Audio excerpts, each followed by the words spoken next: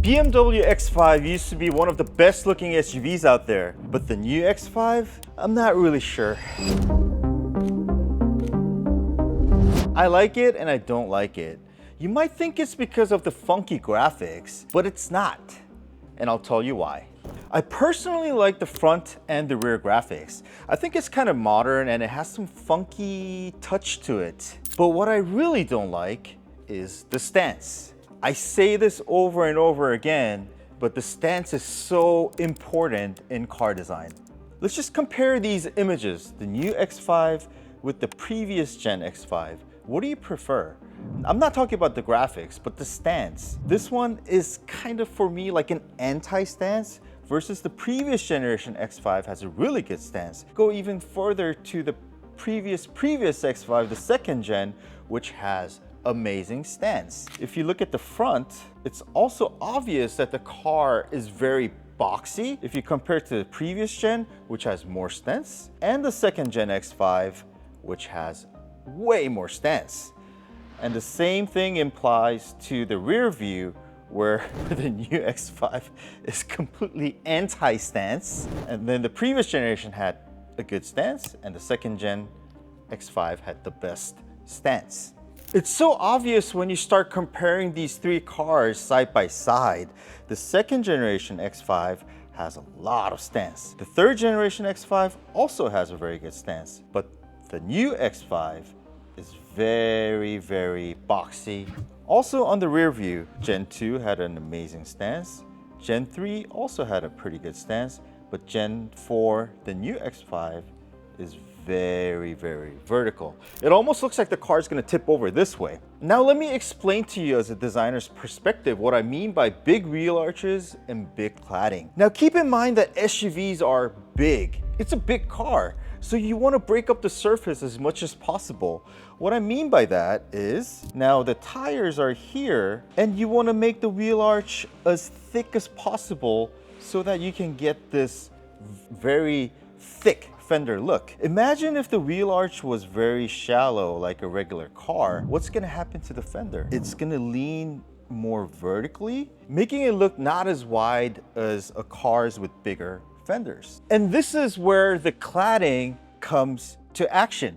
Because all the car companies with SUVs, they make the wheel arch so thick to emphasize the fender, the wheel arch becomes overly thick and overly massive. Now let's take a look at this Renault Captur, for example. If I color all the wheel arches body color, look at what's gonna happen. If I color the claddings into body color, you're left with a huge wheel arch, which makes the car heavy. Now compare it with the cladding and without the cladding. You can immediately tell that the car looks way more lighter because the cladding breaks up the huge surface of the wheel arch. Unfortunately, the new BMW X5 didn't go that route. They didn't break up the massive wheel arch and made it body color, which made it look super heavy. I don't know what's going on with the BMW design department right now, but starting with the BMW iX, they made this overly heavy wheel arch to gain more fenders, but this space just became no man's land, and this makes it look very heavy. Not only the iX, the new X3 also has a huge wheel arch and no cladding.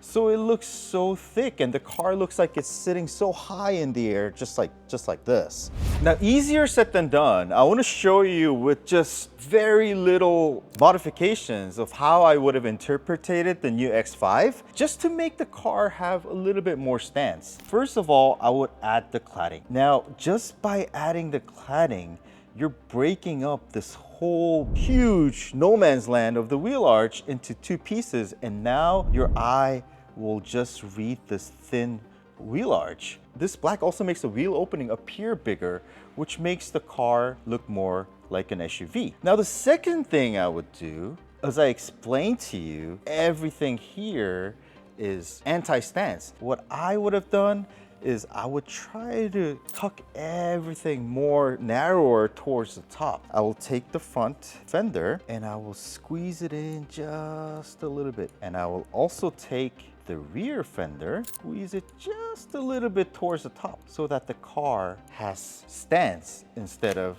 inverted stance. Now keep in mind, I didn't change any of the graphics. All I did was I added cladding and made a little bit narrower towards the top to create that stance. So this is my analysis on the new BMW X5. Keep in mind, I haven't changed anything in regards to design, but I was just touching base on the fundamentals of the SUV design. I always say this, it's so important for a car to have stance. And I think BMW missed that mark a little bit with the stance.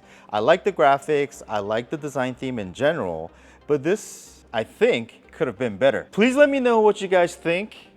Please write in the comments and I'll try my best to answer all the comments. Don't forget to subscribe and hit that post notification button.